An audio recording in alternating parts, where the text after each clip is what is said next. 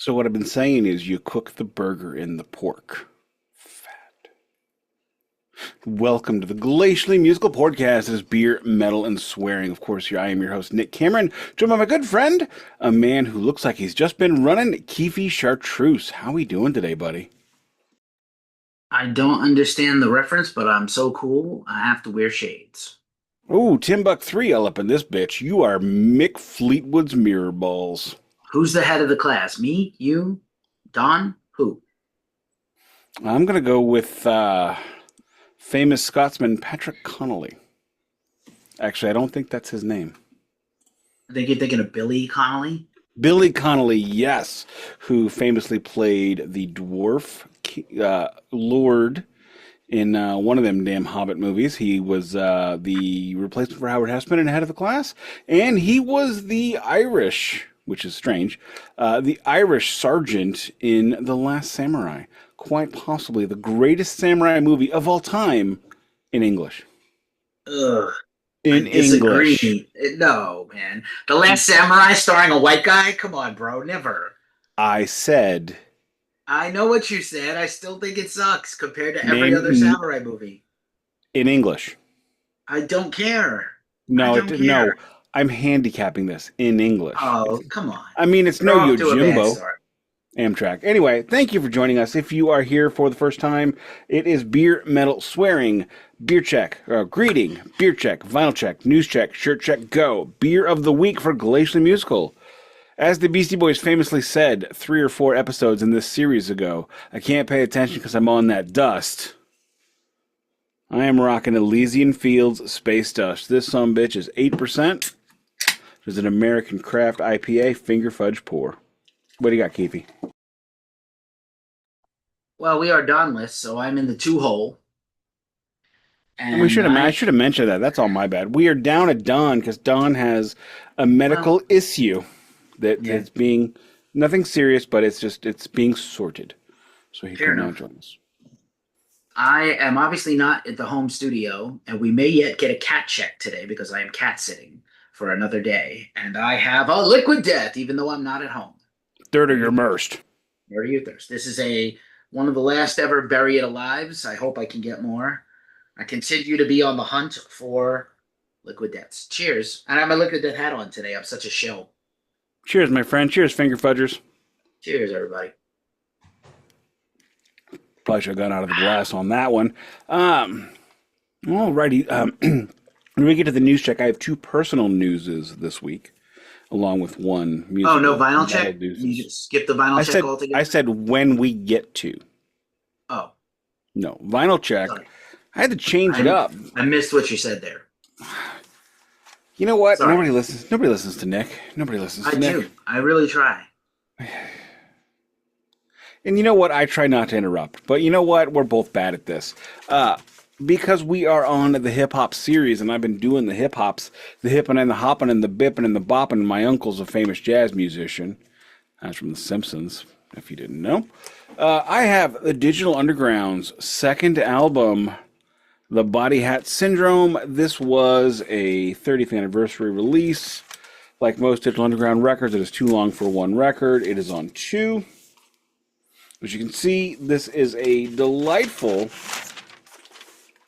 piss yellow vinyl record. It's got, a bunch of Shock G.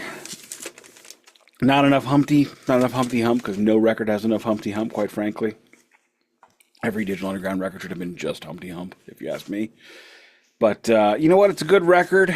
And to get back to talking about how much we paid for things, this was a $35 record that was being sold at 30% off at Mill City Sound in Minneapolis. I'm still in my Minnesota records.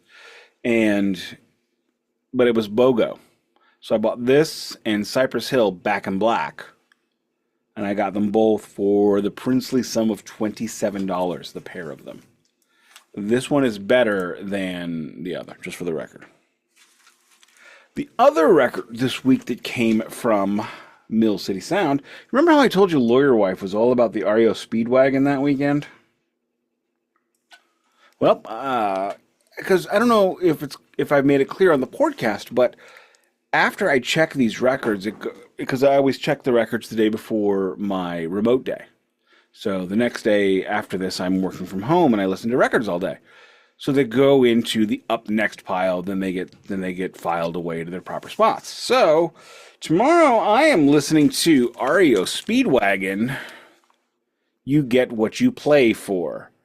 As everybody who's ever listened to this for 18 minutes knows, I love me a live record. This is an OG pressing. We got it for $7. And you know what? If you can get a record by a band you like for $7, a double live album for $7, you should buy it. You might not care later, but you should buy it and then, give it to your kids when you die. What you got? So, yeah, interesting call there on the REO Speedwagon. I always think back to the quote by Lars about James. It's like, yeah, I met James at a party, and then I had him taping over his REO Speedwagon records with Angel Witch and Witchfinder General. Man, can we ever go a day without Lars quotes? We can't. We really can't. No, we can't. There has to be there's Metallica coming up in the news. So I am not home, and I needed a vinyl. And I like to support my local vinyl shops when I can. I haven't been buying much, to be honest. I did get the new Ghost and a few other things, but not much this year so far. But I love that we both worry about having a vinyl check to the point that if we don't, we'll go get one. Yeah, I mean, I'm saving up my tips from hosting karaoke. I just posted a cover of myself doing, not a cover, I guess karaoke is not quite a cover, but doing Crazy Train at karaoke a couple weeks ago. So I went to the record store, Retroactive Records, here where I'm cat sitting in Sassoon City. And they have a very good selection of stuff, new, old, used, whatever, borrowed, blue. It's also a video game place. But I got a previous podcast. Oh, you posted a video of that on the Ghost Cult mags, and that would look like a really cool place to go. I did, and I should actually do it here someday. So this is actually brand new and unopened that I just bought it a few hours ago. This is a band I have checked previously. This is the Doom band ILSA. I reviewed that record. Terribly. This is, the Felon's Claw. And probably named for the cult movie ILSA that is horrible and unwatchable. But this is brand new. Not ILSA from Indiana Jones? I doubt it. ILSA Faust, I doubt it. This is... So this was $18 for 2 LPs, limited edition vinyl. ILSA, kind of an underground band, to be honest, still. Vinyl includes deluxe pop-up gatefold cover and digital download code on yellow vinyl.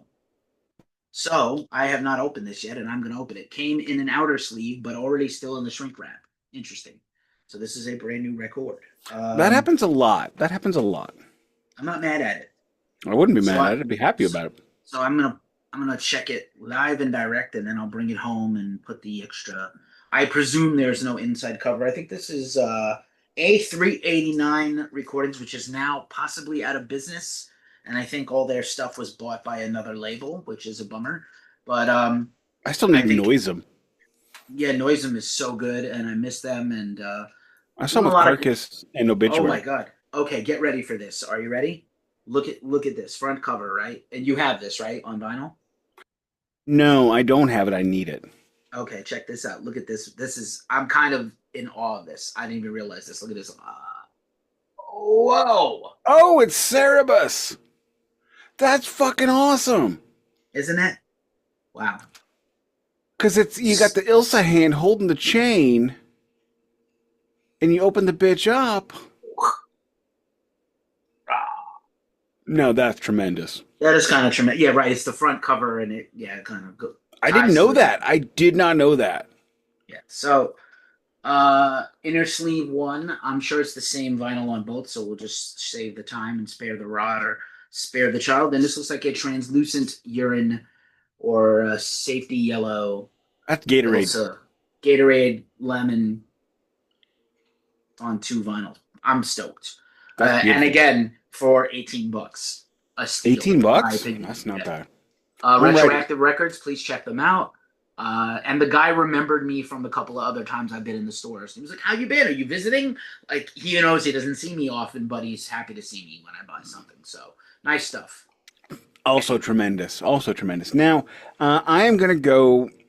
How do I do this? I'm just going to make the announcement, because as of Thursday of last week, the Glacially Musical Podcast has now become a match day sponsor of Maryhill FC, a Scottish mid-tier football team. I am presently, my shirt check is I'm wearing a Maryhill match-worn jersey. It is Adidas. Got some kick-ass stripes. It goes well with all of my kick-ass tracksuits. And thank you to my friend whose name I don't really know. I only know his screen name for sending it to me and getting us in touch. So, Mon the Hill, we will be following the season with great interest, hoping for promotion. And so on to my news check. That's my first news check. My second news check is a very personal bit of news. I harvested a cucumber this week. I don't know if anybody remembers that I have been farming. You've been gardening. That's I've been impressive. farming. You don't really have farmland. You have a rocky backyard with a little patch of grass. Shut your whorish mouth. Shut your whore mouth. Miss Don here. Don would get right in here with that. I am farming. I have 3 crops.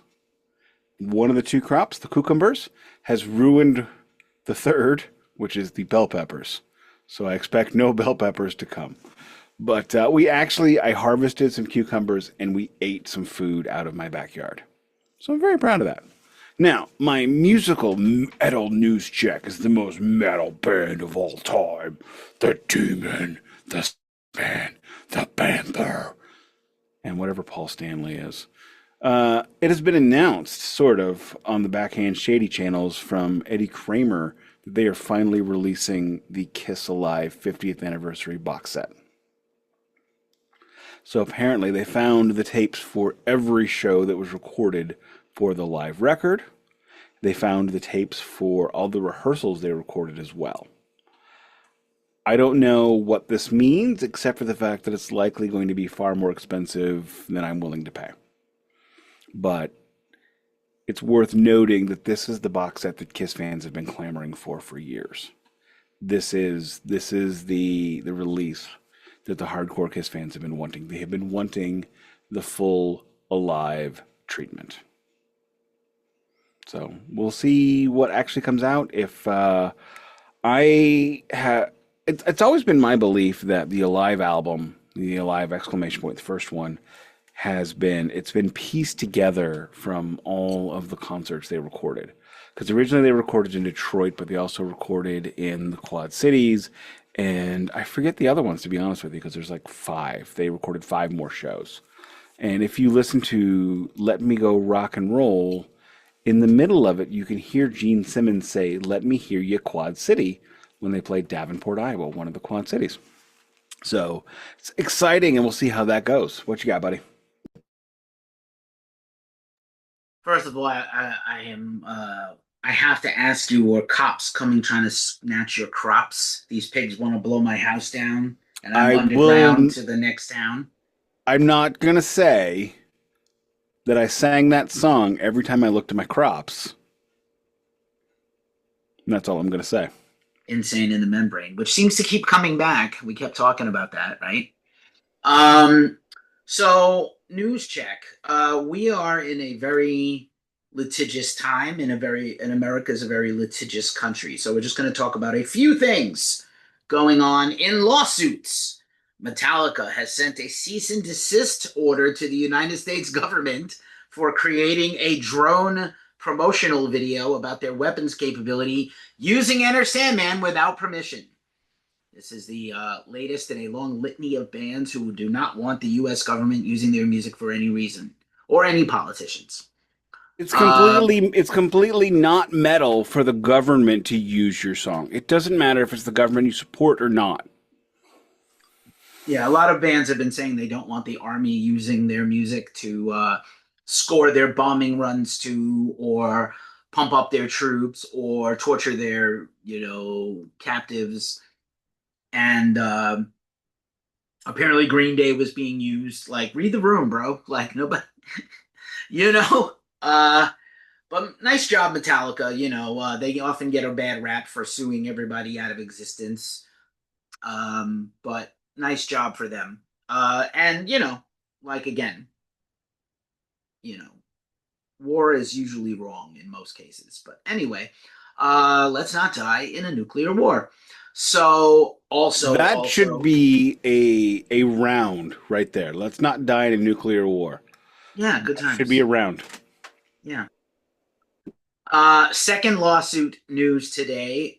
Jane's Addiction has sued Perry Farrell for a breach of contract and forcing him to cancel that reunion tour. And a few hours later, Perry turned around and filed a countersuit. As we know, last year there was an on-stage fight and an off-stage fight between Perry, members of the crew, and I Dave have a Navarro. hard time believing that Jane's Addiction could ever have a fight on stage. Has Yeah, this ever happened before? probably a lot. I'm reading the Lollapalooza book right now, and there's tons of Jane's drama, That happened. equal to the Guns N' Roses drama of the previous book I've been Yeah, talking that's about. why Dave Navarro plays PRS guitars now and not Ibanez anymore, because he and Perry Farrell got into such a fight in the early '90s. They destroyed all of his guitars backstage. Wow, Yeah, I mean, picture that. And this is not a band at the time that had like 18 buckets full of ducats. You shades know, of Marilyn Manson there. you know what? Hey, do you know that guitar you love? Hold on one second. Just gonna point out, new phrase just dropped. 18 buckets full of ducats. Nice. Yeah, good one. You got rhymes. I think this series has been inspiring you to bust rhymes. You know what time it is? Is it time to get ill? The time to bust a rhyme? Nope. Oh, It's time for the mother joke of the day. all right. I'm I not was done with just my news check though. I was just making a joke. I don't have one lined up. All right, cool. And then finally, and then probably the most surprising of all of these things is, are you a fan of Travis Scott, the rapper? No. No, but I'm not a fan. Okay, so he is I'm unfamiliar. he's incredibly popular, right? Superhumanly popular, gajillions of streams, etc., etc. Just dropped a brand new album, and his new album samples a recent track from the underground industrial metal group Pixel Grip, who just put their new record out. We reviewed it at Ghost Cult. We've interviewed the band. I'm hoping to still interview the band again. And so, like, the band is listening to his record, and then they're like, "Oh my god, that's our song!" And then they posted about it to X, and they're not suing yet. They should. And then, I know this is kind of a commonplace thing currently, so this is relevant to the podcast where we talked about the birth of sampling and the popularization of making a whole song out of a sample or a whole track as the sample. Yeah, I've heard Digital Underground too. Yeah. Okay. It's also I hump mean, day, if so appropriate. I mean, if well, it's always Humpty Dance Day. But if you listen to their first album, Sex Packets, followed by any Parliament record, they're the same record. And the same Dr. Dre, Diddy, whoever.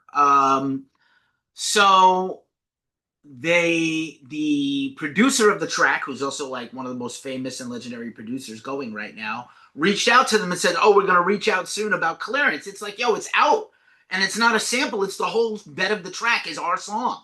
Like, what are you doing? Like, not even a tag, nothing. Like, here's an underground. Like, listen, a lot of the rap stuff is stolen or borrowed or sampled from 50 years ago. Artists are not around anymore. Crate diggers, as we talk about us being, and DJs and mixers and producers are digging through crates. You just described the Beastie Boys on this tour. Yeah, Ad Rock would dig through crates on this tour trying to find samples.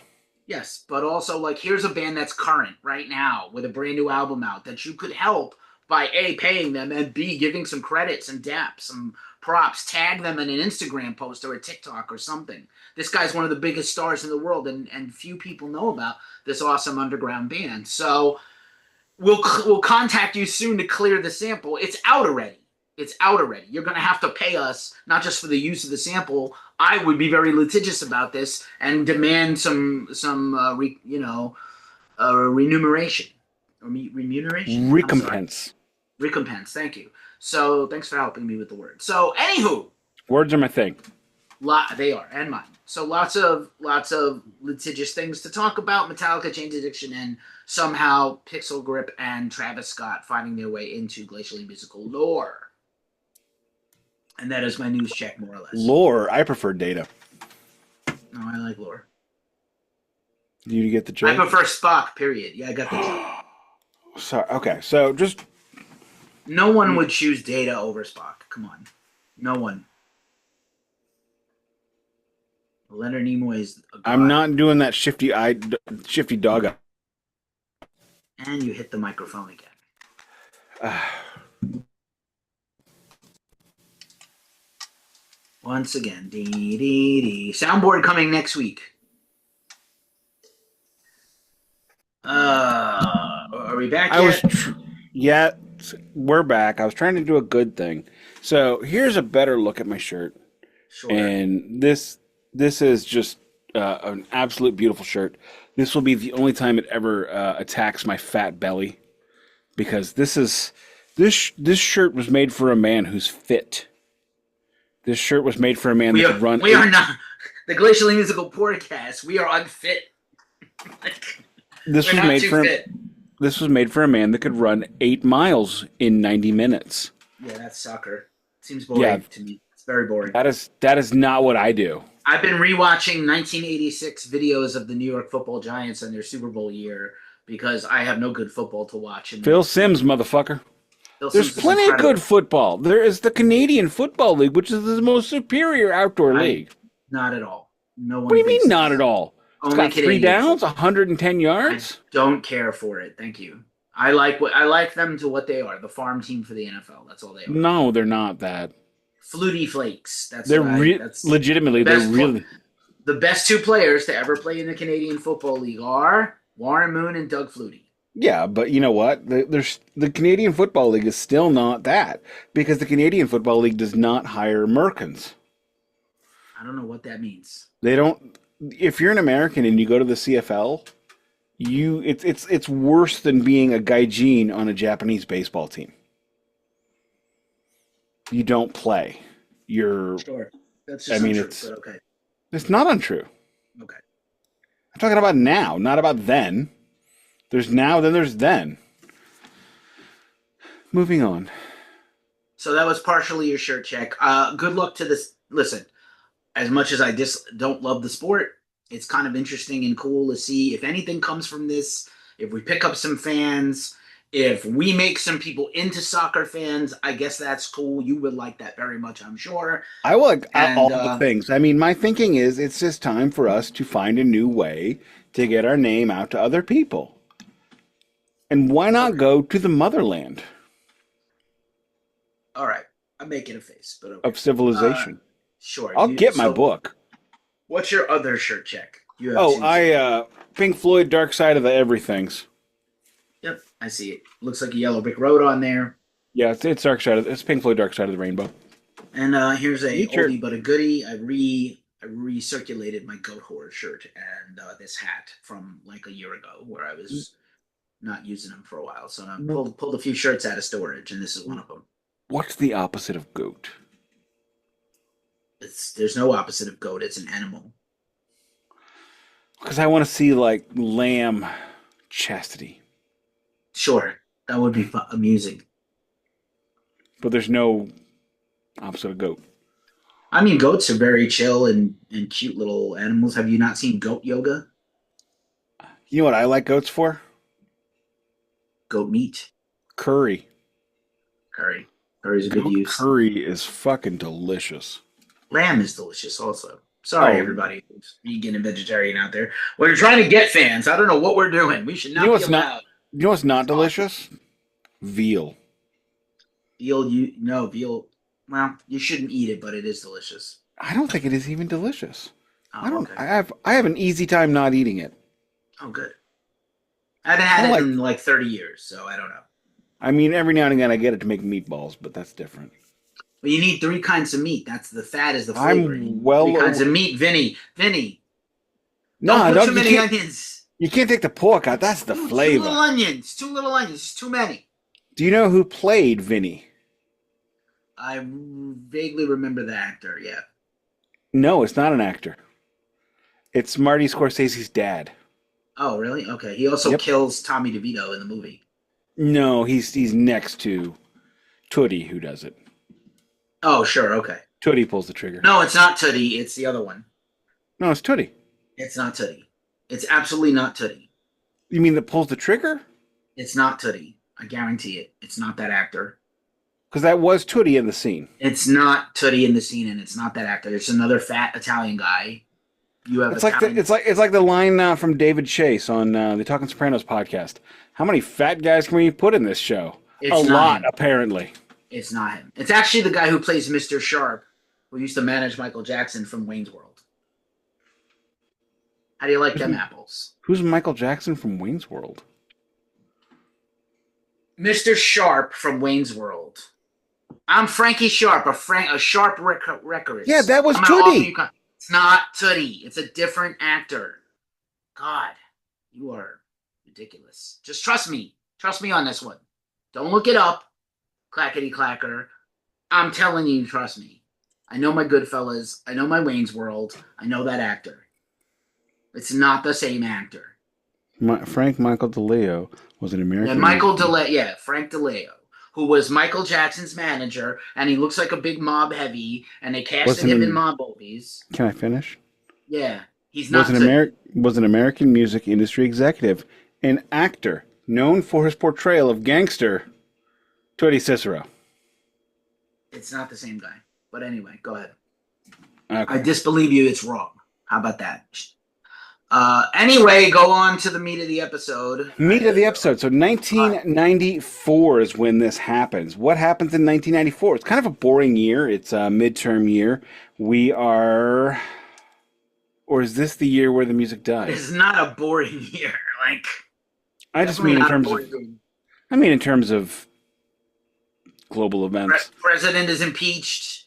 No, that's 99. It's 100% 99. 1994, when does that FCC Act come out? FCC Act of... Referenced it last week. We're not there yet, 96. So yeah, 94 is kind of a boring year. It's a midterm. This is when the Republicans take control of the House for the first time in forever. The Iraq War is over. The Bush recession has ended. As always, I point out that there's never been a Republican president in my life that left office without a recession. They're not good for business. And Metallica is on tour. They are escaping from the studio on the Escape from the Studio Bored as Shit Ain't Got No Album tour with Danzig and Suicidal Tendencies. Megadeth is on tour. Pantera is on tour behind, all the big metal. There's no... Slayer releases Divine Intervention this year. But in terms of 1994 as a year, I don't really think a whole lot happened. Pantera, Far Beyond Driven. Yeah, No, Driven was 93. No, man. Oh my God. Pantera's Far Beyond Driven comes out in the spring of 94, and it's the #1 album. It's the first metal album to debut at #1 ever. You're absolutely right, but in my defense, 1994 is a weird year because that is the hard reset there was a hard reset in my life that year. Okay, cool. That has nothing to do with the world. Nothing at all. Yeah, nothing at all. Go ahead, buddy. So yeah, 1994, Pantera. Oh, Soundgarden Super Unknown comes out. Jar of Flies-ish? I think 93 was Jar of Flies. But Alice in Chains is actually kind of wrapping up their career as a unit, as that unit. They have very little after this. I don't know. What do you want to mention about this year? I don't really have a whole lot.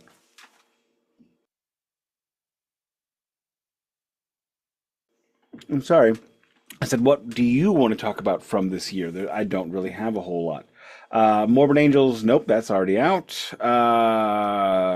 Merciful Fates reunion record is out. We are a year out from The Spider's Lullaby, quite possibly King Diamond's greatest record of 1995. Get the joke? Yeah. So 1994, end of apartheid in South Africa, O.J. Simpson trial, The Lion King, Forrest Gump, sadly, the TV debut of Friends, the beginning of the Rwandan genocide, the first gay pride parade in Japan, NAFTA, that's a big one. That's the end of That was America. 94. That was 94. Went into effect on January 1st. Thank you, Clinton. Did you ever watch Different Strokes? All the time. What you talking You know about, how Willis? Don't let the gooch get me, Willis. you know how Willis and Arnold had a block on 1975 because that was the year their dad died. Oh, yeah, okay. Apparently, I got a block on 94 because that was the year You my life took a hard reset. Yeah, Nancy Kerrigan is attacked. Kurt Cobain died. Woodstock Then 94. was it January of 94 for Kerrigan? I mean, I could look Or it up. it does. Yeah, I guess it would have been. Anyway, The assault of Nancy Kerrigan. yeah, just for the record, I, Tanya is an amazing. January 6th, 1994. Ah. Called that like a sack of taters. Yeah, you really did. I love I, Tanya, by the way. How can you not? PlayStation was launched. I'm shocked you don't know that. I was a Saturn guy. Yeah, the FIFA World Cup was in America. Yep. Alexei Lawless played in that. Tiger Woods wins the U.S. Amateur Golf Championship at 18. And guess who won the Stanley motherfucking Cup, bitches? Your New York fucking Rangers. Thank you very much. A.K.A. Edmonton East. Thank you. Just been waiting for that one. I've been waiting my whole life. Do you know who didn't win the Stanley Cup in 1996? No, who? The Rangers? Edmonton Midwest, motherfuckers. Oh, well, that's, yeah. Whatever. All the Edmonton guys on New York migrated to St. Louis following Keenan 2 years later. And we even had Gretzky and Anderson. I know. I mean, Glenn Anderson in 1996, not spectacular. About as good as Dale Howardchuk in 1996, who the Blues also had. About 15 goals between them over the course of the season. Sorry. Sad the Rangers didn't turn that into a dynasty for how much they gave away to get all those guys and spent. But what are you going to do? They beat the Canucks that year, yeah? They did indeed. And Man, they burned the city down. No, they did not then. I think Later. they did. I feel bad for Vancouver because they've been close so many times. Heroin's a hell of a drug. Do you want to talk about the Beasties at all, or do you want me to just run through the albums of the year? Just go ahead and run through the albums. This is going to be a long, serious steak meat part because there's 20 tracks. Yeah, sure. Not that serious, but I get you. So I'll tell you this though. I think I wasn't going to do the metal albums, but now I am. Because I forgot them. Because you forgot them, and I think it's an incredible year for metal. And actually, I know that we did the 90s series and said 92 was the best year, I think. But I think 94 is a close runner-up. Yes or no? Do you have it? Don's not here, so you could expand a little on all these. Okay. I have actually most of these records on vinyl. Yay. Burn My Eyes, Machine Head. Fuck yeah. Nope. 10 of 10. Tales from the Thousand Lakes, Amorphous. Yes. Nope. My favorite album by Emperor, In the Nightside Eclipse. I have no black metal from this era. Okay, that's a shame because it's the best era of black metal. I agree. I'm not saying it isn't a shame. I'm just saying I don't have it. I'm just telling you. Didn't need to be judged. Thank you. The third album by Dream Theater, Awake. Oh. Euthanasia by Megadeth. Not on vinyl. Great record, though. Great record. Welcome to Sky Valley by Caius. I have it. I love it. I have no Caius. Far Beyond Driven. Pantera. Again, debuted at #1. Maybe the second most important metal album of the 90s. Great record.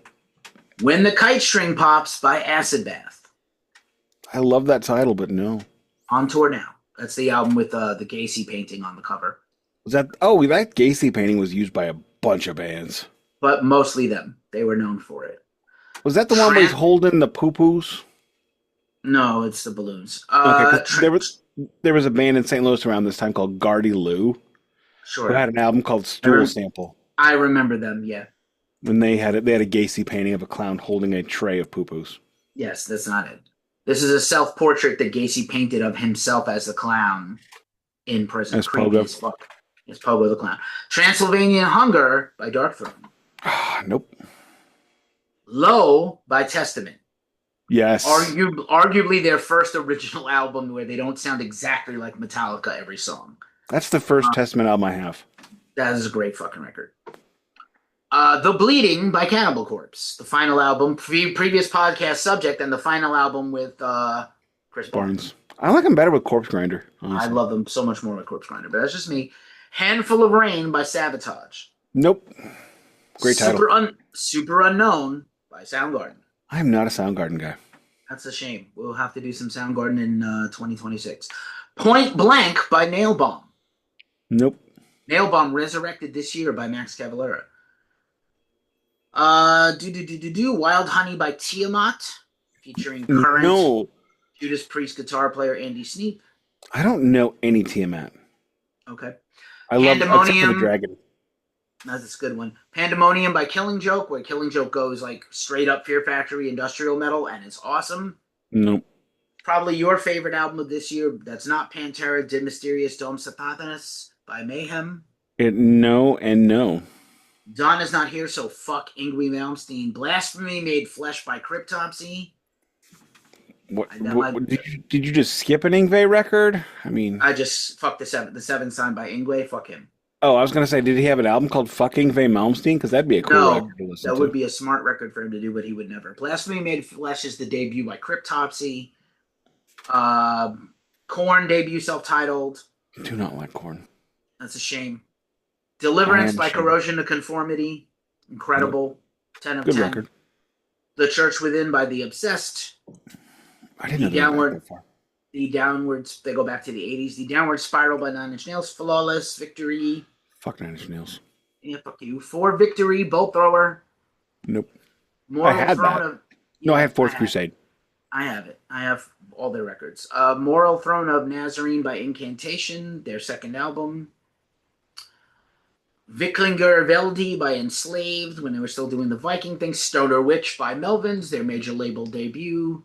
Produced by the Viking thing kind of like didn't go as big as it could have. It's still going. Fear, Emptiness, Despair, Napalm Death. Oh, I had that. Master of the Rings by Halloween. The Principle of Evil Made Flesh, the debut studio album from Cradle of Filth. Here's a bunch more. Terminal Spirit Disease by At the Gates. We should probably do an At the Gates series. We definitely should do an At the Gates series. Dogman, previous podcast subject, Dogman by King's X. To me, a 10 of 10 album. Promised Land by Queensryche, Don't Say a Word. Trouble Gum by Therapy. The Not Good Time by Merciful Fate. Oh, Time? That album is fucking awful. Yeah, that's because all this shit was melting into one thing. King of the Kill by Annihilator. Oh, look at them making puns. Danzig 4. Danzig. No. Selfless by Godflesh featuring Kirk Iwawa on guitar on one song. Really? Yep. The Last Temptation of Alice Cooper. Alice Cooper, which I have on vinyl. Is that the one with Lost in America? Maybe. Like my favorite Alice Cooper song. I have no idea what record it's on, and I don't have it. July 12th, 94. Not sure. Frost by Enslaved. What are you, Paradise Lost? How many records you putting out this year? And a record I have been listening to on a loop this week. Betty by Helmet. Oh, I thought you were going to say Black Betty by Bangarang. I never say Black Betty by anybody. Betty by Helmet. Show respect. Anyway, moving on. Here's the alternative rock albums. Oh, let's do hip-hop next. The hip-hop albums of 94, and I'll try to go faster through these. Illmatic by Nas. Nice. Ready to Die by Notorious B.I.G. Mm-hmm. Classic. This record is incredible. Hard to Earn by Gangstar. I've never heard any Gangstar. I need to. Oh, you should. We should do a series on them. The debut studio album by Outkast. I'm not a fan, but people love this record. Southern Playlist.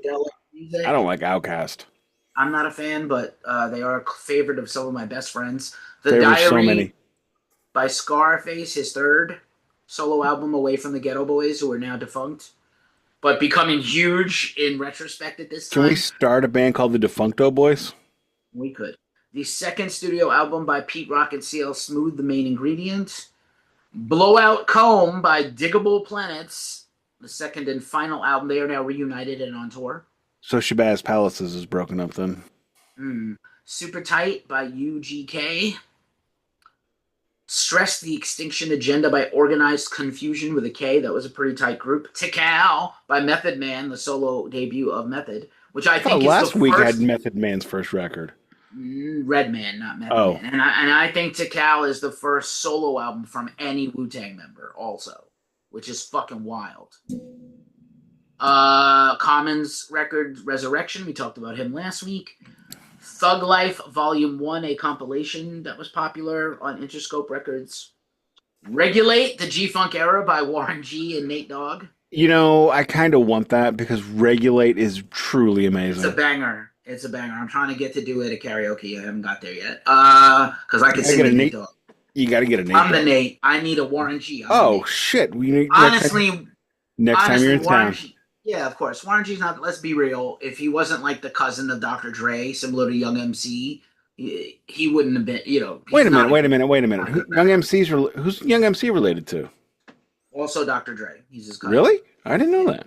And Warren G is Dr. Dre's cousin by But marriage. but Warren G regulates.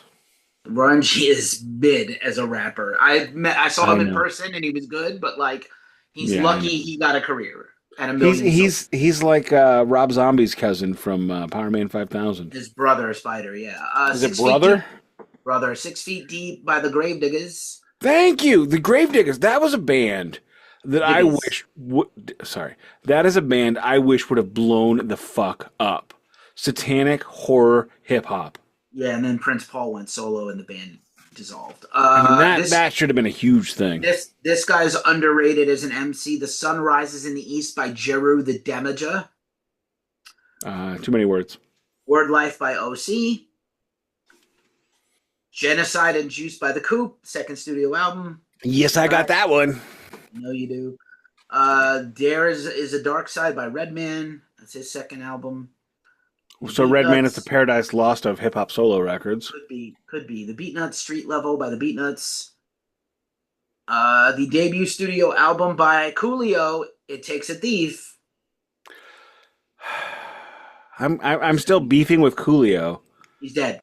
because he beefed with Weird Al over nothing. Well, he forgave Weird Al and he got a lot of money as a result. So he's dead. Let's not let it go. Let's The not let it Brat. go. Okay. The Brat Functified. She's another one, a protege of West Coast rap. Is this the year the Gerardo record came out, or was that a different year? That's earlier. Blunted on Reality by the Fugees, which is a terrible debut album. I met the Fugees at this I time. didn't know they were that old. They are that old. The Most Beautifulest Thing in the World by Keith Murray. Nonfiction by Black Sheep, not to be confused with Black Street. Slick Rick Behind Bars. Needs no explanation, but that's his third record. Is that his lead? Is that his Lead Belly record? Kind of. To the Death by M.O.P. Music in Our Message by Public Enemy, their fifth studio album. We Come Strapped by MC8. America's Nightmare by Spice One. Planet of the Apes by Delench Mob, colleagues of Ice Cube. Don't Fight the Feeling by Rappin' Forte. I feel like that guy was a one-hit wonder. I could be wrong. Correct me. I have no recollection of this person. The debut EP by Bone Thugs and Harmony, Creeping on the Come Up. First of the month? Not next record. Next record. The Ghetto's Trying to Kill Me by Master P, which is his third studio album.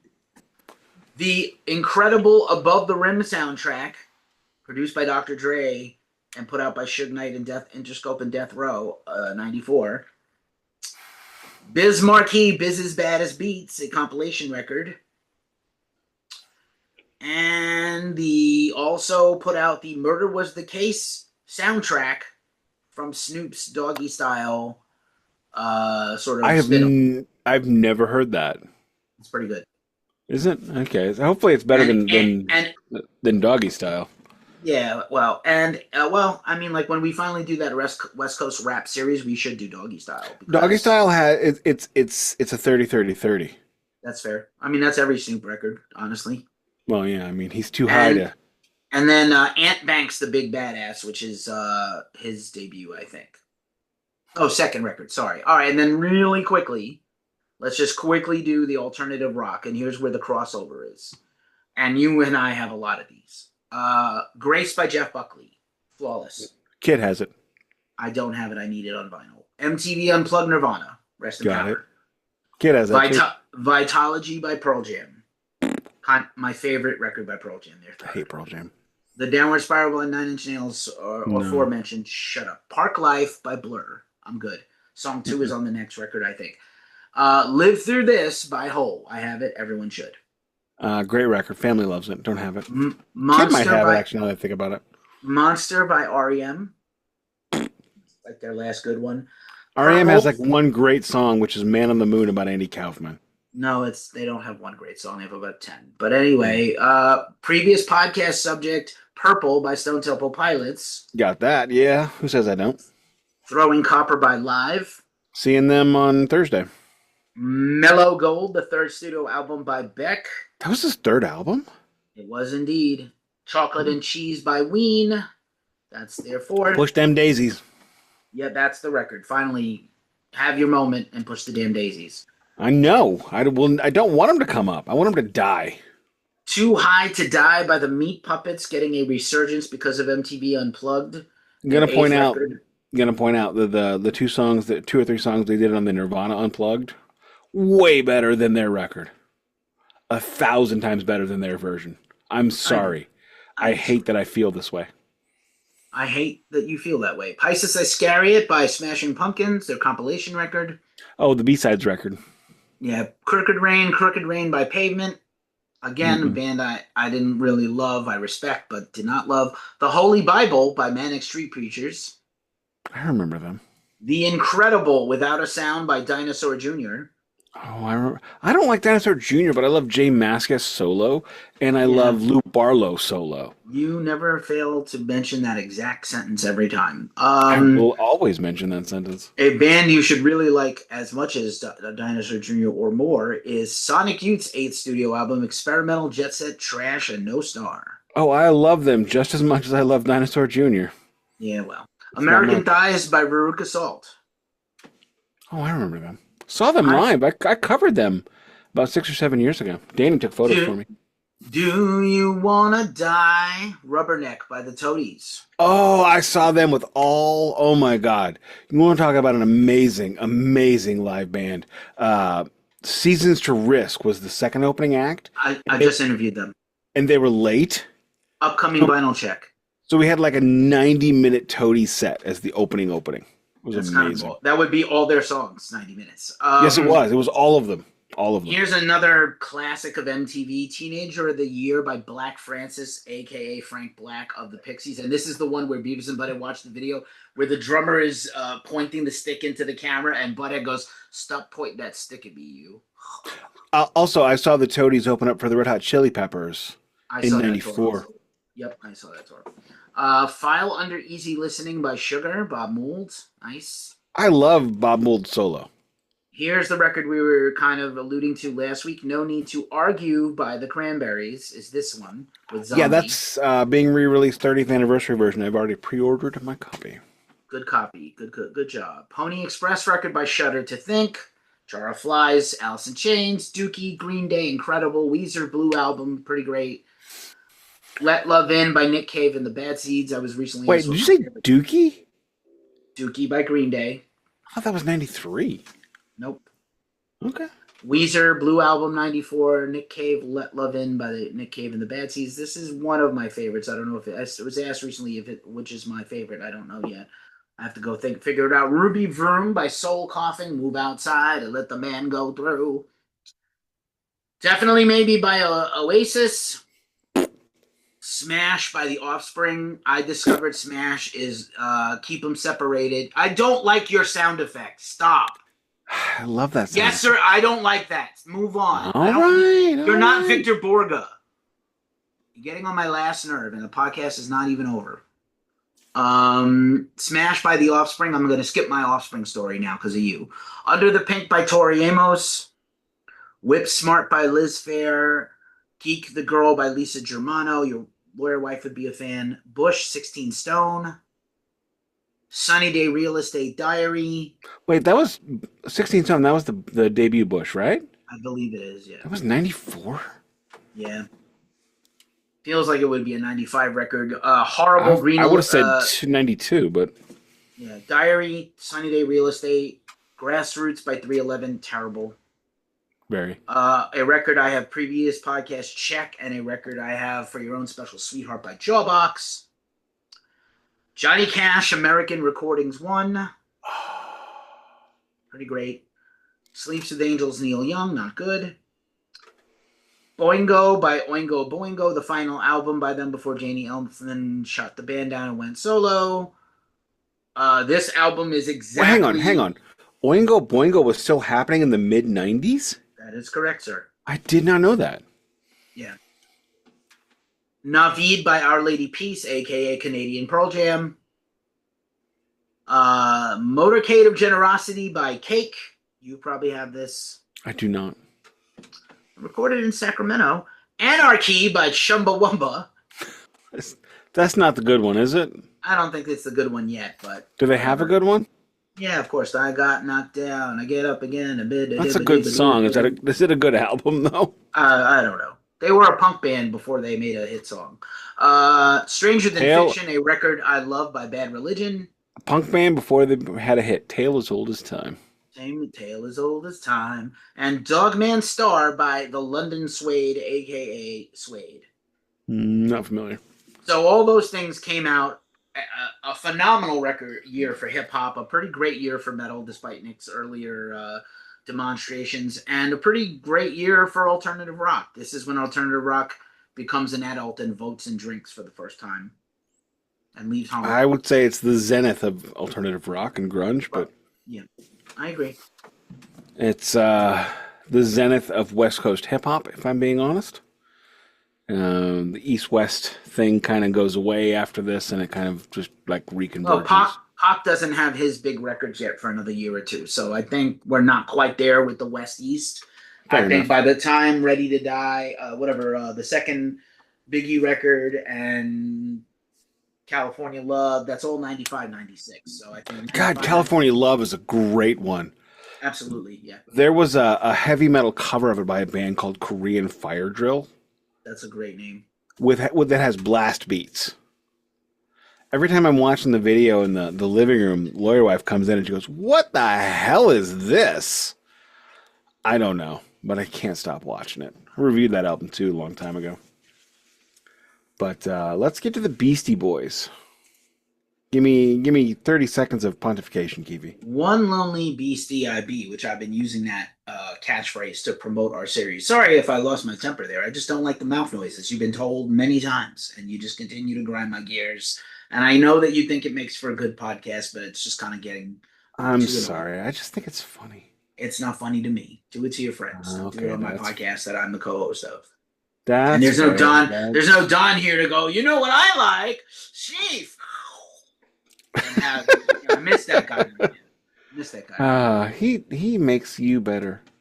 He makes you better. He's the chocolate ice cream to this Neapolitan threesome. Whoa. I am, of course, strawberry, and you are vanilla as fuck. I know I'm vanilla as fuck. Not like good vanilla bean with the flakes of bean in it. Just like seal test vanilla. Not great. But I'm not vanilla when I fuck. I didn't say anything about you fucking. Why are you bringing the horn talk? Because Don's not here. Fucking Don.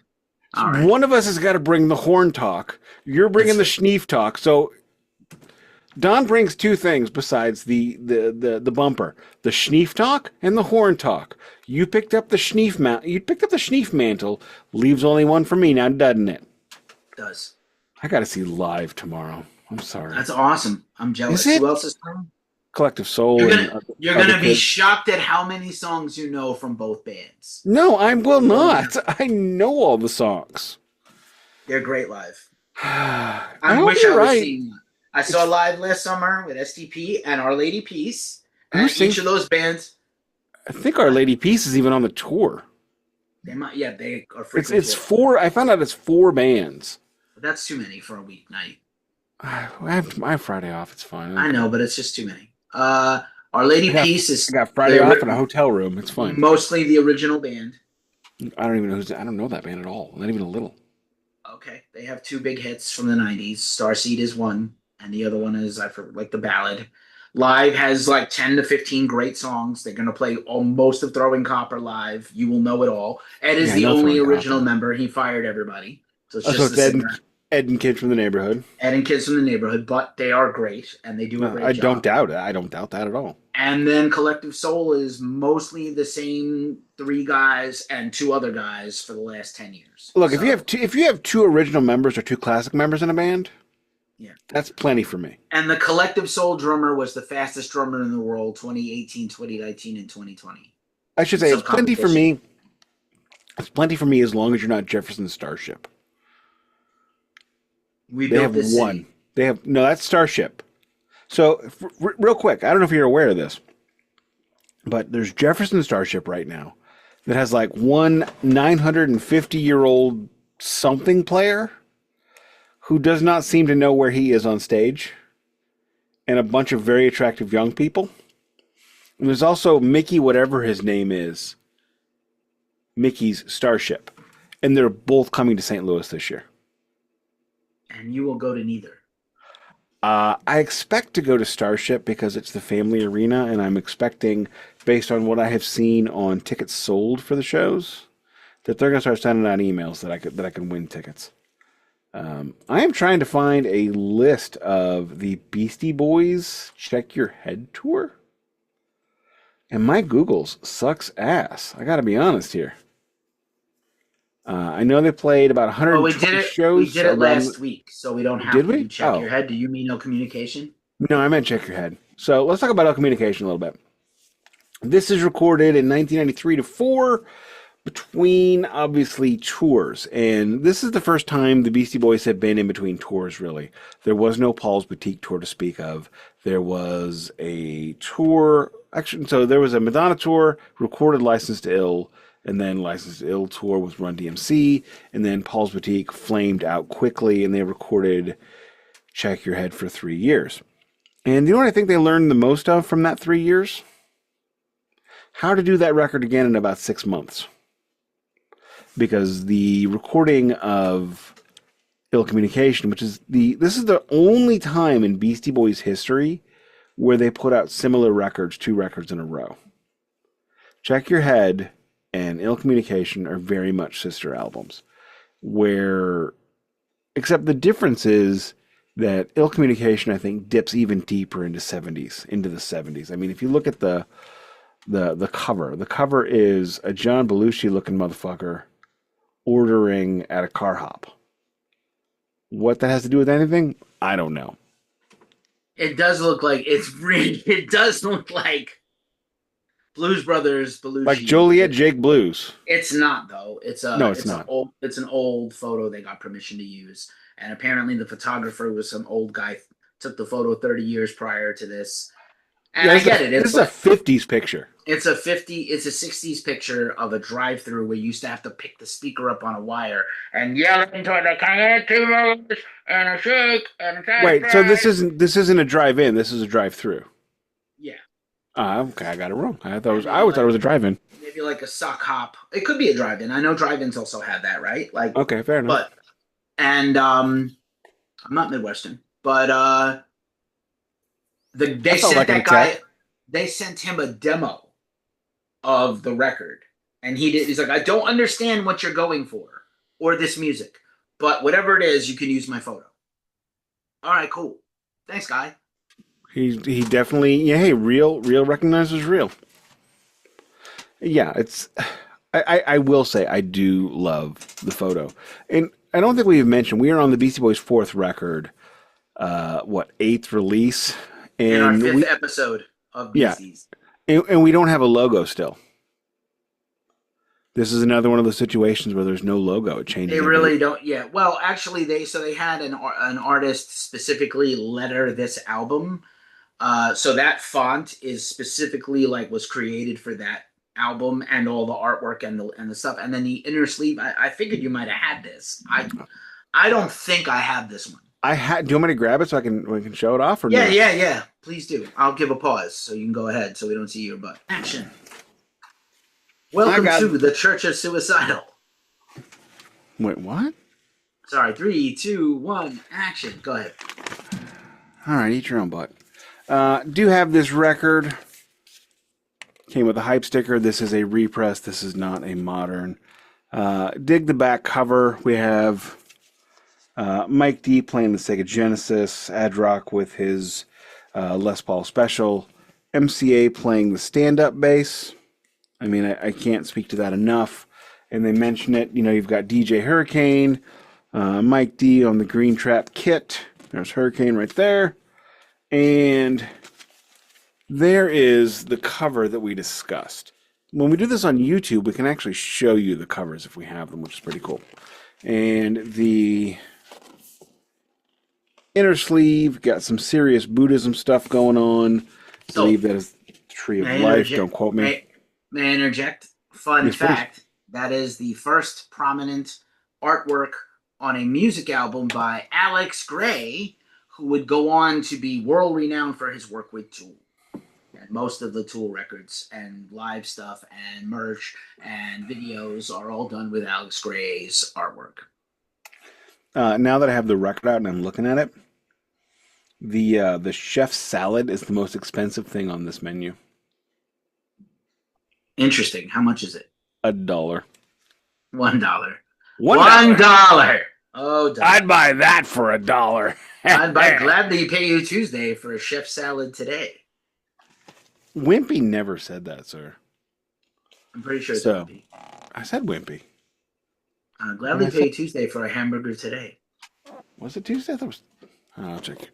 So yeah, cool record. No booklet. Of course, this is Nick's vinyl check, apparently.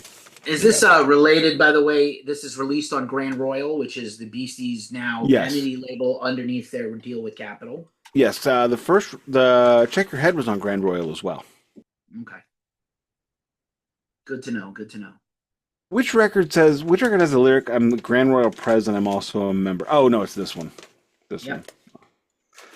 Sorry. Go ahead. Anything else we need to talk about? We get into the track by track? Because I think we just get into the track by track. I should mention they were riding high, right? Let's consider this to like their peaking. Yeah, sorry. I think actually this is their real close to the peak. I think peak is next week. The Hello Nasty tour is probably their peak popularity. Should point out, this is when the Beastie Boys co-headlined Lollapalooza. And I only say Lollapalooza on the podcast. Any other time you hear me say that, I will say Lollapahoosier. Anyone in St. Louis will get that joke. Anyone outside of St. Louis will think I'm a dick. Fine with that, St. Louis boy. They co-headlined with Smashing Pumpkins, and they blew the Pumpkins off the stage. Because the Pumpkins it would be like Van Halen opening for Black Sabbath. You have the loud, jumpy, thumpy music, followed by the quiet, atmospheric music. It never works. That setup never works. This is also the peak of the Pumpkins, right? This is Melancholy. This is Disarm. No. This is it's not Melancholy yet, I don't think.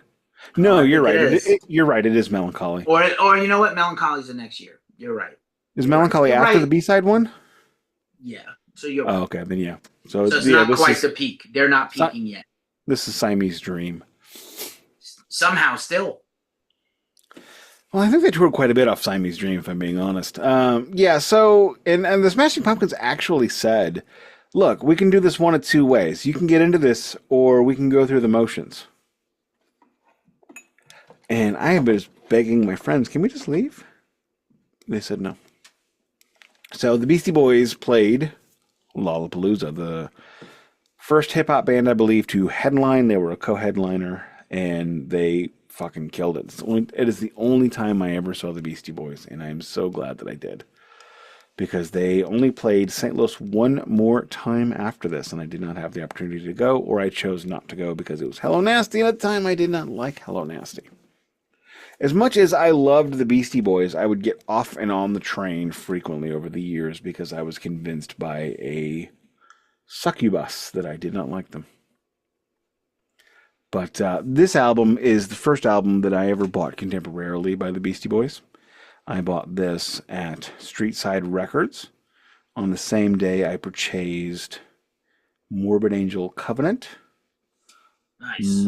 Merciful Fate, In the Shadows. Oh, well, better than time. It was. This is pre. Wait, was Time this year? Yeah, we did time. You were like, that record's Oh, terrible. It it is is. terrible. It's anything after In the Shadows by Merciful Fate is terrible. No, Into the Unknown is okay. Into the Unknown is okay. I think that was 96. But so yeah, then on top of that, the Beastie Boys released the Sabotage video this year. And the Sabotage video is a very significant change for the group because this is when the wigs stopped being a thing they did at fancy parties and became a thing they did with the audience. So if anybody has ever watched any late 70s, early 80s cop drama before they saw the Sabotage video, they would completely understand.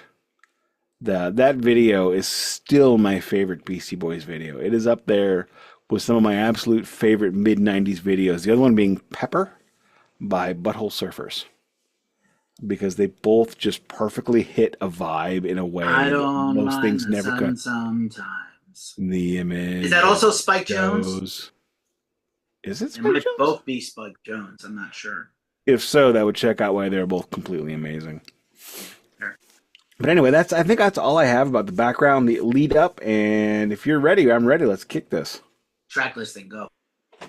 Alrighty, track one starts off with the I Love You Dog, bringing you the Sure Shot. This is an absolute banger of a track. The Beastie Boys, again, are showing us who they are. You know, Mike or Ad-Rock is rocking the shaved in part, trying to fit in with the counterculture that he loves so much, and DJ Hurricane's there. This is the song where MCA basically drops some serious feminist stuff in the middle of the track, and Ad-Rock and MCA are looking at him when he's doing it, going, wait, what? And then, you hear, Mike D's line after that, and it's so trite because it's not what MCA did. But MCA, this is where you really see how far MCA was able to pull this band. Because they knew MCA was the smartest one of the bunch.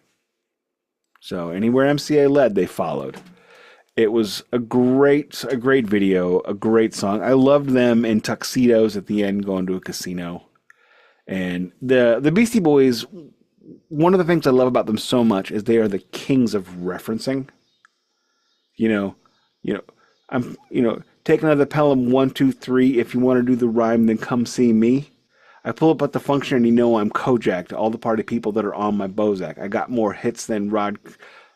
What was it? I got my hits like I was Rod Carew. And every time they would make one of these like rando references, and that's like my humor. I don't know if anybody's noticed that I have like seriously all over the place references. Like today, my new reference is Mick Fleetwood's Glitter Balls. I don't know if anybody thinks about those, but if I wanted to go even deeper, I'd go Mr. Susan's Glitter Balls. But that's besides the point. But whenever they would make one of these rando references in this video, they would show a picture of them. And it was just it's a great video, it's a great song. It's one of the few times in the world that a song lives up to a video. Love this song, 10 of 10. Yeah, I agree. It's a banger to start the record. I immediately got the vibe like I got Ill Communication the day it came out. Check Your Head is still my favorite record. I feel like Ill Communication is the child of Paul's Boutique and Check Your Head. It's literally a sandwich. It's a bologna on bread with mayo. I really like that. It's better than Bologna on Hand. Better than bologna on hand. It's bologna with a slice of cheese, maybe. And Velveeta. Video is great. Again, I think Hurricane helped write this song. Hurricane, again, Money Mark and Mario C. The dream team with a few other guests. And I think it's important to say that Beastie Boys make great references. They were not the first group to do this kind of references. They're just referencing stuff you and I get because we have that white city-fied experience. But the history of references goes back to the beginning of rap. They surely weren't the first, but I like that they brought it. When they do it sincerely, and sometimes funny and sometimes serious and like cutting across all walks of life when they do the thing. Um, and it's a great song. Yes, cutting across all walks of life. That's like cutting across all walks of life. That's basically their mantra, and it's a great mantra. Moving on to Tough Guy, stupid punk song about playing basketball on the court. Don't need this one. Enough. Ooh, I'm just muting myself. Funny enough, when I growing up, I don't know if you know this, but I'm from New York City, No and way. I worked from 1988 to 1995 in a very famous part of New York City. It was my first job during high school, and I ended up carrying it into adulthood. And I worked at a bagel store, a famous bagel store, Bagels on the Square, still there, not by the same owners. And nearby, down the block, is the infamous West 4th Street basketball courts, where there are a lot of tournaments. And instead of, you should mute yourself when you're doing stuff like that. And there are, because like, ill. And you shouldn't even do that during the podcast. Anyway, Sometimes I need to move. I'm sorry. you don't need to move ever. You need to set yourself up once and stop. But anyway, ugh,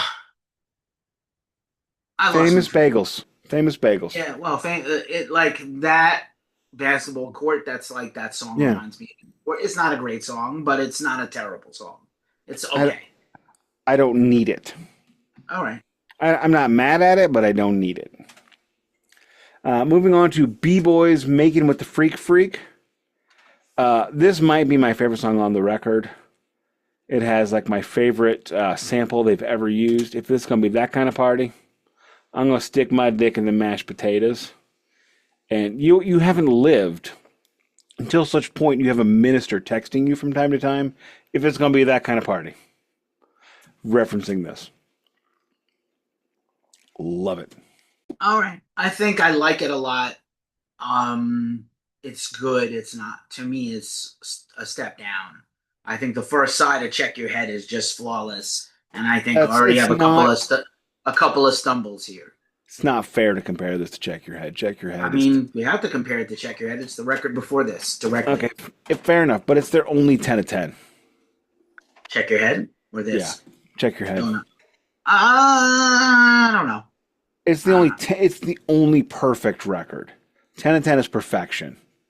They've I got a agree. lot. They got a lot of eights and nines. Everything else is eights and nines. Yeah, this record, yeah, like I don't want to spoil it, but um, I don't know. It's a good song. I Move, never skip it, but like it's yeah, okay. same. Moving on to Bobo on the corner. Here we have a kind of an upbeat, jazzy thing, and I don't know if we talked about it enough last time. Where did they learn how to play? Because they couldn't do this back when they played, and then all of a sudden they reemerge with instruments and with an amazing proficiency. So, anyway, thoughts? Yeah, this is pretty good. And again, I agree. They definitely worked on their chops, right? Especially you mentioned my man on the upright bass, MCA, right? Um, I mean, you seriously, what's know, up with that? he really brought it. Like I think the other two guys are pretty good at their instruments, and MCA is incredible on bass, actually. MCA, hang on. Get me in two tracks. I want to talk about MCA's bass line. Sure. Moving on into Root Down. Here we have just them talking about what life was like when they were kids. And, living on the streets of New York. And New York City is such a very different place than the rest of America. And to have that experience, I didn't have that.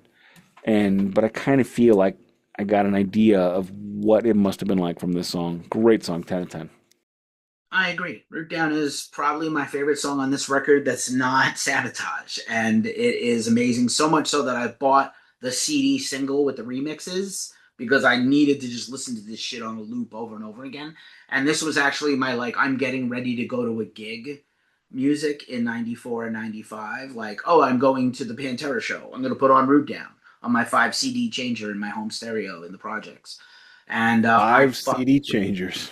yeah, Sony, I had one. bitch. I had a Sony. Those things, if it's somewhere, wherever it is, it still works. Someone has Mine it, did and not. Mine did not. oh no, mine never died. But Mine was cheap. all right. But yeah, great song. Absolutely one of the top 3 tracks on this record to me. All right, let's move on into Sabotage. Do you know how to play this on guitar? I don't. I can play it on bass. Would you like to learn how to play it on guitar? It's super easy. Yeah, it's one chord. Yeah. It's ad rock playing one chord the entire time. Yeah. That's why it No works. change, no nothing. You know, no, what makes it work is MCA's bass. MCA's playing chords, he's playing riffs. This is the MCA coming out party as an instrumental musician. Do you hear him do the Gene Simmons slide? Boom, boom, ba-doom, ba-doom, ba-doom, ba-doom. He does the Simmons slide. He's got all the things going. He is so sly on that track that when you play this on Guitar Hero, you have to play his riffs and not Adrock's riffs. Interesting. And the beat is great. Like, it's a great beat. And the screaming, you know, Beavis and Butthead also helped make this video huge, right? By dancing to it. But they were like, I just want to scream and play guitar. Like, we were all of us. We were all Beavis and Butthead. Oh, yeah. This is, I mean, it's not fair to say it's the best song on the record because it might be the most Beastie Boys thing they ever did. It's like between this and What You Want and the big rock hits from rockish hits from License to Ill, this is like it would, or if it was a rap song and not a rock song, and it's not punk, it's rock. Yeah, it's like rock. It's almost heavy metal, actually. It's very nearly stoner metal. Yeah, I was gonna say it kind of sounds like Caius and Queens of the Stone Age a little too. Like if you just change the singing and put Josh's vocals on it, it could be a Caius song. Oh yeah, like you growl up these vocals a bit, and you down tune it. Yeah, you could easily COC, Melvin's and a Happy Moment. Like it's such a banger. It's such a great banger. Yeah, I don't have anything. This is and another everybody bit. and everyone but Adrock was what made it great. Oh. He didn't do anything terrible. It's like, you know, Mike D is playing this amazing drums. It's probably the best drum track he's ever done. And MCA is playing this amazing bass. And Adrock is also there. Moving on into Get It Together. And Adrock is also there. Oh my God. Get It Together. You just saved the podcast. I need to get it together. Featuring Q-Tip. Q-Tip of a Tribe Called Quest. And here's the thing about the Beastie Boys.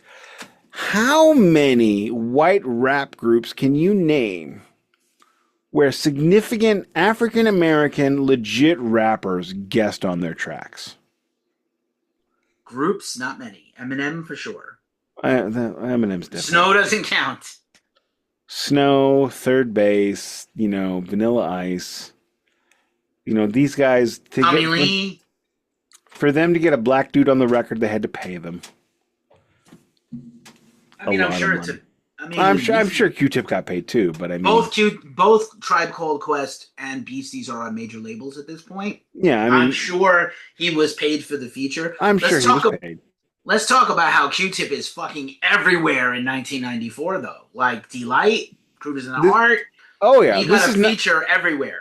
Yeah, this is not far after I Lost My Wallet and El Segundo. Love it. That's my favorite Tribe Called Quest song. That's everyone's favorite Tribe Called Quest song. You're not special. I don't think so. There's more. My favorite. This is also the same year they put out an amazing record that I forget the name of. I can picture the cover. That's not nice. Midnight Marauders. Yeah. Had it in my hand. Had it in my hand last week. Should have. I think I have it on mine. I had it. It was a low budget week. Was the price?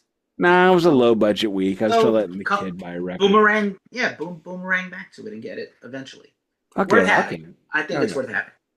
Anything you need to say on this one? No, it's a banger.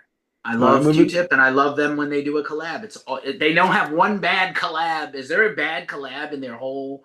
I'm not counting like the Biz versus the Dooge, but like, okay, fair. Is there a bad team up between them and their party? No, I wish they would have done more. If I'm being honest, probably. Because I mean, if you look at like a Nelly record or an MC Lars record, why on earth would I look at a Nelly record? I would definitely look at an MC Lars record. that first side of Country Grammar is pretty good. Okay, I know it's your hometown guy, but he's also But sketchy and but then there's great. also He's a grapey. second side of that record. I still remember seeing MC Lars rap at Warp Tour with a gold like PlayStation Legend of Zelda. cartridge. Legend of Zelda. Fucking amazing. Fucking amazing. And he was going hard. I loved Oh it. yeah. But if you like one of his records, or an Eminem record, or a Snoop Dogg record, or a Nelly record, half of the tracks minimum are collabs. And the Beastie Boys don't do that. Half their tracks are instrumentals. Speaking of, now we get into the update. Actually, no, Sabrosa, I apologize. That's an instrumental. Yeah. I don't Sub remember. Rosa, not to be confused with Sub Rosa, the stoner avant-garde band. But yeah, that's it's filler. It's a filler piece. Yeah. And the Beastie Boys didn't do skits. They did instrumentals. That's true. So then they move on into the update, which I believe, if memory serves, is an MCA solo piece.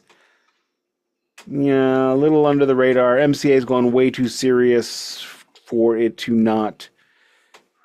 completely hit properly like a Beastie Boys track. Right Not on. bad, but it's different. Thoughts? No, it's okay. Moving on into Soft underbelly territory right here. yeah. Thankfully, it's not real long. We got one more track of the softy, and then we move on to the good D. Futterman's Rule. The instrumentals on this record, I think I'm going to say, and I love Beastie Boys instrumentals. They're a little too long and a little too not great. And I don't need a 4-minute instrumental in the middle of this. I do not need 4 minutes of a minute of this would have been interesting. 4 minutes of it is not so much. There you go. Moving on into Futterman's Rule. Again, we've got like an instrumental interlude. And I'm ready to move on. Next. So, all right, hear this. There we go. But now we got the Beastie Boys we all paid for. You hear this cutting? MC, y'all, and here we go. We're back to the beat, y'all. Sugar, sugar, sugar, so sweet, y'all. For one song. Good track. Good track for one song. For one song. Remember how we talked last week, and Don was really big about this, was about like the tracking of the record. And how amazingly they check your head. Not this time. Not this time. Not this time. So anybody reading their lyrics along with the record can put it down and go get a pee and a beer right now. Because after All Right Hear This, we go into Eugene's Lament and then Flute Loop. So you got 4 minutes to pee and get a beer. Flute Loop would have been great for about 45. Eugene's Lament, I don't need at all. Yeah, I kind of feel the same. I wish I didn't. But the thing is the instrumentals on Check Your Head were perfection. Chef's kiss. Every one of them. This time they're trying to go way more out of the box. And I appreciate that. And I think every band should try to go out of the box. But you know what? The box is there for a reason too. Moving on into Do It, featuring Biz Markie. Now we go. Now we got some. This is actually the son of Check Your Head and Fight for Your Right to Party. This is So What You Want, fucking Fight for Your Right, and Kicking Out a Baby. Yikes. That looks a little like both of them. Yeah, really. Yeah, this is one of the, I'd say, a top 5 track on the record for the fifth best song. I would agree. Yeah. This is the best collab Biz has ever done with them. He's written a lot of stuff for them. People don't know that he ghost wrote a little bit. I'm not taking credit away from them, but they allowed him to literally pen rhymes for them. He's on way more on the next record, but not as well. Oh, well said. Yes, you're right. But this is a very good feature for him. And to have Biz Markie and Q-Tip on your record in '94, Biz is kind of, not. This is peak Biz. This is peak Biz. Peak Biz and peak Q-Tip on your record as featured guests is pretty. This is like peak 2 dudes that are peak hip hop at the time. Yeah, for real. I mean, that's what I was talking about. Look at the other white dudes. Not the nerdcore rappers. I'm like MC Lars and, MC No. Chris We're White. not counting them. They're later. That's, Watsky, those are later. that's a whole different deal to begin with. That's a wider genre, if I'm being honest. Mega Ran and Dr. Awkward, of course, not included. But they are doing legit hip hop. They're not trying to be white hip hop. They're trying to do hip hop. In their first album, they were, kind of, I don't want to say parodying it, but like trying to fit in by being the dorky white cousin. And then when they got into their second record, they're like, we can do this for real, but different. And then they got into their third record and they're like, wait a minute, we have a gear most hip hop bands don't have. Let's play that card. And then this record, they're doing it even more, and they have gotten, notice of the significant people. And I'm going to point out, they don't get dudes like Snoop or Eminem or Dr. Dre or Eazy-E on their records. They get the uplifting hip-hop guys on their records. And That's not unfair. That's a very good point. But I also think like Dre is just becoming a superstar. Snoop is not really like he's known because he's got Dre. But they have a record in 2 years where they could have gotten those guys. They could have, but they didn't. Agreed, and I don't think they should have. And I think also you have to remember that Dre and Snoop both have domestic battery issues at this time, so they're not going to fit the Beasties wholesome. Oh yeah, completely. I'm saying I think they made a smart choice by not choosing those dudes. Yeah, that's fair. And they're not really. They're not the idea that they were tough guys is way gone. And the idea that they were tough guys, if you look at it, is ridiculous. Probably. I mean, could you picture MCA pulling out the jammy with the ammo inside his sock? No. But I mean, if you think about it, you're gonna pull out a pencil and a notebook and write a rhyme. He might have gone to the bathroom and rolled himself a wooler. I could see that. Okay. But I mean, if you think about the lyrics, even in that record, when they're talking about being tough guys, the toughest thing they did was they went into the locker room during classes. They went into your locker and they smashed your glasses. It's like they watched Revenge of the Nerds. And they decided to be the bullies from Revenge of the Nerds. And I mean, even those bullies weren't even real bullies. That's how rough and tumble they are. Moving on into Ricky's theme. I'm sorry. None of these instrumentals really hit. They're not hitting. They're not bad. Yep. They're fine in the moment, but... I wonder if it's a Boys in the Hood reference, but you can't tell musically. Ricky! I'm sorry. The thing is none of these instrumentals stick. These are pancakes. You eat them, you enjoy them, and they're gone. These are not beans where you eat them and enjoy them, and tomorrow you remember them. As does everyone around you. You get that reference? That's what I like to call, yes, that's what I like to call browning the air. I think that's a pretty funny way of putting this. That is indeed. Moving on into Heart Attack Man. Again, we have the Beastie Boys going into punk. And they're just, they're whatever. Hefty bags. I don't need it. I like this song. The punk songs on this record don't fit. They stick out. They stick out way too much for me. I don't know if I agree. I think the sequencing kills the second half. I think if you had done kind of like song, and a bunch of instrumentals to close out side 2 because we don't have any other ideas, I wouldn't be mad at it. I just think it's the sequencing is the problem. I actually like this song. It is 20 songs long. So I completely agree that the sequencing is the problem. And let me rephrase, that's one of the problems. They have too many instrumentals. There was never a time on Check Your Head where they had 2 in a row. Right? Yeah. I mean, I don't need 2 Beastie Boys instrumentals in a row, which is probably why I never bought the damn big mix-up. Even though I like the songs off of it I heard. Anywho, moving on into The Scoop, another MCA track. MCA is very serious, this record, and that's great. And the problem is Adrock and Mike D are neither serious nor silly. This is inching towards an MCA record more than a Beastie Boys record at times. And the back half of this really shows that. I don't think that's an unfair assessment, friend. I think it's interesting that he kind of, I don't think he imposed his will. I think they supported him, right? He And didn't the whole impose. It's not a will imposition. It's more like The Wall, where three dudes in he Pink just Floyd had becomes the nothing. dominant guy. Yeah, he Yeah, just becomes the. I don't think that's fair, but okay. He just becomes the dominant guy. I don't right. think I'm not going to fight with you about the Wall. We're going to do Pink Floyd soon again. My And do point, what I'm not. I'm just saying it feels more like those guys had nothing, and MCA had more, and they felt like they needed to put something out, so they let MCA take the driver's seat. That's all I'm saying. I think it's okay. a similar situation in that regard.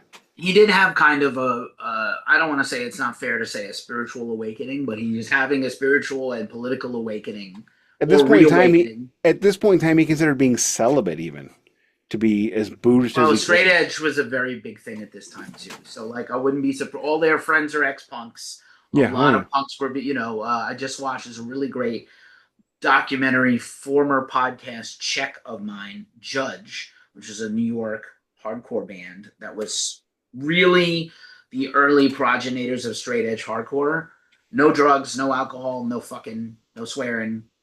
And if you were one of those people who drank, swore, fucked, whatever, you get pummeled. So I wonder if some No, of that thank you. stuff didn't rub off on him. Yeah, no thank you to any of that. Yeah, completely. Oh, my light went out. I would rather have a good time.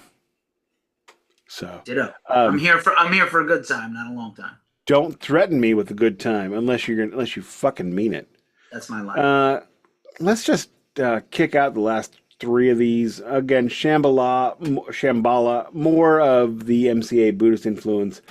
Bodhisattva, MCA had the monks at Lollapalooza open up the show. Transition again, just a calm, ethereal piece. Anything you want to throw out on that I didn't hit? Actually, like that last one the most of all these, Same. and It's also the shortest. that is why.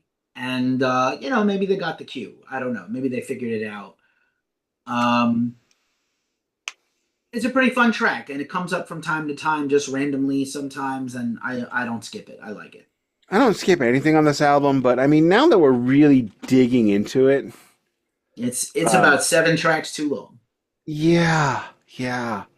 Even with the And instrumentals, even if you wanted it to be 12, 13 tracks, I don't need all these things. And I they like a few more of tried. the tracks than you do. This is the Sun. I love this album, okay, but I have always thought it was better than Paul's Boutique. It is not. And it is not. It is. It's not. It's not a 7 because the hits. It's an 8. It's an Bring 8 it up. record. It's a solid 8, but the 20% that is not an 8 is probably would make up the most miserable side of a Beasties record. And if you took that 20% off, it's a 10. There's enough bangers here. This is a classic too long record. If you chop this down to a 38-minute album, it's Banger Town. It is Banger Town in your mouth, and ears, and butthole. Jesus. What? You're so caustic. That's not caustic. That's like a good time. You don't want that? I mean, You don't want to but get. There you go. Everybody wants it. Everybody wants some. You want some too? That's from Degrassi Junior High. Seems like a threat, not a promise. That's a Canadian sitcom you've never watched, sir. I have watched a lot of it, including Jay and Bob. So, like, No, that's Next Generation. That's Degrassi Next Generation. This is Okay. Degrassi Junior High. well, with Drake, no thanks. No, way before Drake. Drake's the third season. He's the third series because there's Degrassi Junior High, Degrassi High, then Degrassi the Next Generation. But anyway, So far the ranking on this is still check your head by a long way. and then Yeah, we're call. not there yet. I am gonna, in addition to trying to have the soundboard for next week, I think next week, spoiler alert, hopefully with Dawn back, um, I'm gonna try to bring in Tier Maker for the first time ever in the podcast, where we have like the tiers and the album covers, and we're gonna rank them, Ooh, oh, and then we're gonna whoa. save them and post it to social We're medias. gonna get fancy and shit. We are gonna get fancy and shit So we're on gonna catch how up to our everybody else movies. from 2017. Basically, yeah. I'm But glad you're doing it because I'll never be able to do it. yeah, Uh, I know. I know how to do it, so it's okay. I would call again. I'm going to call this album an 8 out of 10. Yeah, me Eight too. might 8 might be a bit optimistic, but I It mean the reaches. highs. It reaches to. It's like Arc of a Diver. It reaches over the It's bar just barely this is the sprinter diving at the end of the race, to try to get the. and but not getting there. Just missing with his face in the dirt. Still a great record. Still glad I have it. But the parts that don't work. But the parts that work make me want to get up and dance. And there's more of those than the other ones. Noted, noted. I believe it is my turn to take us out. Anything you say this Yeah. week?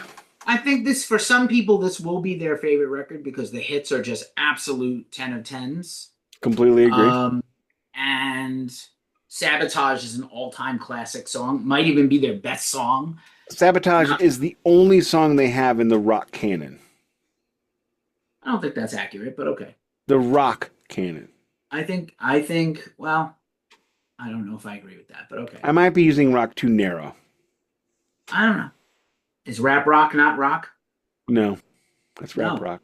It's still rock, bro. It's all Rap rock. rock does not get played on rock stations. Beastie Boys used to. And they still do. No, they absolutely still do. They absolutely get played on. Yes, on they rock still stations. get played on modern rock stations like 105.7 The Point here. Learn, come on the show. You're not going to. When are you going on Point? When are you going to Point Fest? Never. Again. Never again. I've only been to one Point Fest. That was when Coheed and Cambria headlined on the Tiger Stripes album. I love Coheed and Cambria, but you know what the great thing about them is? You only need one record. You know what the great thing about them is? I love What? Rush, and I listen to Rush instead. Coheed and Cambria, you only need one of their records. It doesn't matter. Audio is a genius. It doesn't matter which record. You just need one of them. Well, they do have One track. they have a sequence. Yeah, it doesn't matter which one you have. They all sound the same. It'd be interesting to do a Coheed run at some point in the future. No, and I love Coheed. No. He's like, no. I love Coheed. I've seen them multiple times. I do not want to spend 6 weeks listening to them because their songs aren't that. Claudio has one vocal melody. He's Brian Johnson. 2112 by Rush. See also. Yeah, he's Brian Johnson, except like a high-pitched singing rather than a yeah kind of cat voice. It's the Temple of Syrinx. It's the same thing. Oh, it completely is all the time. All the time. Syrinx, all the time. Claudio, never in the same place. At the same time. But this is, this, I would still say this is a rewarding record to reach. Completely. I think the hits elevate it to a higher grade. If it had one less of those songs, it's definitely a mid-ass album. Yeah, it's got real quick. Sure Shot, B-Boys, Root Down, Sabotage, Get It Together, Do It. It's got 6 hyper bangers. I like the punk song, so to me it would be 7. But 7 out of 20 tracks, that's a lot of tracks of nothing. We'll call it a 7 out of 20 hyper bangers. Okay, we're gonna compromise on the punk tracks. There's 2. We're gonna take 1. Okay, right. If you have 20 songs and 8 of them are hyper bangers, it's a lot of filler. Yeah, but hyper bangers, not just bangers. Yeah, hyper. Well, I don't think they're all. These are bangers going 0.5 past light speed. Don is not here because Don would be like, I don't like this and I don't like that, and Don's hot take Don. I think there's only 4 hyper bangers, and I think the other 3 are very good. Okay, I think let it me. has four Okay, exceptional all right. songs I'll be honest that now. are 10 of 10s. It's not Oh, about okay. being dishonest or honest. It's No, about I'm gonna tuck it back to from banger to just hypers, right? Sure shot, yeah. yes, B boys, freak freak, yeah. yes, Root down, yes. sabotage, Obviously, get it together, yes. That's 5.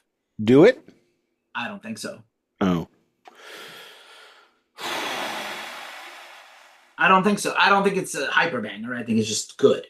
you think it's banger? Good. Not even a Not, banger. I don't think so, but you might think so. The best Bismarcky collab I isn't a agree. banger. Okay. That's what you said. That's what you called it. Yeah. Oh, it's very good, approaching great. It is great. Hall, okay, Hall are very good. All right, so there's 5 bang to hyper Yeah, bang. 5 or 6 out of 20 Yeah. tracks. And a couple of those interludes are small enough to just be like nothing, whatever. But like, Yeah, so so I mean, there's really only like 12 tracks. 6 or 7 of 18 is like not enough quality. It's enough. Those are the hypers. I mean, there's other I know. nothing. There's nothing bad. There's nothing skippable, but it's just not repeat Memorable. listens. Yeah, it's not memorable. Not memorable on repeat listens. I'm still gonna call this an 80%. I'm gonna call it a B. I have this record, and I'm glad that I do. I It's just, I probably mean, I showed my copy. would be the album I listen to the least of these records. Yeah, I do love same. Paul's Boutique. I liked at the time. Now I love it. And I said again, Check Your Head is my favorite, and we'll rank them all next week. But I like, might actually do a Beastie Boys run tomorrow, like where I just go with like just fudge it, just all do the them way. all. All right. Yeah. Tell What me else how can I that do? goes for you. All right. Anything else? I mean, you're going to see Collective Soul and Our Lady Peace and live, and you're gonna have a great time. You're gonna be surprised how much fun you have. I promise you. I'm gonna be surprised how much I drink. Anyway, moving on. Oh, I'm not driving. that's good. I got a room. I got a room next to the thing. I got a shuttle to the hotel. Are you getting a steak? No steak tomorrow. Okay. Probably just have a sandwich. Anywho, Right. with that being said, Keefy, thank you. It's always nice to have you dress me down in front of the listeners. The world. Mary Hill FC, thank you very much for being there. If there are any listeners who are joining us this week, because of that, thank you so much. I hope you stick around. We're gonna our next series is what, Keefy? Is not ready to be announced till next week.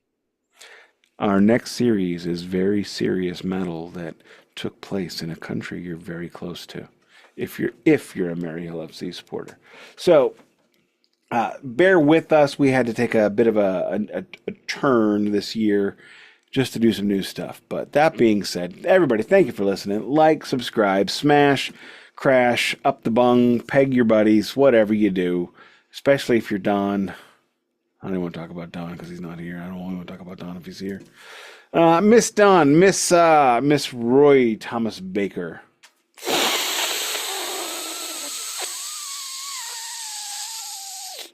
I was just going to see how long I could do that for. I'm going to cough real soon. Everybody, thank you very much. We will be back next week to finish up our Beastie Boys series with Hello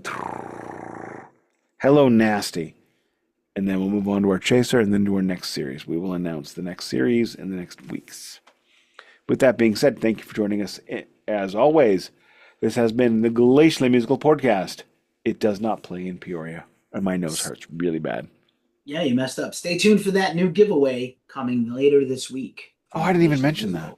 I know, I just did. I got you. I got a pile of records and a pile of CDs. I got 2 things to give away. Somebody take them. Word to the bird. Peace. Later.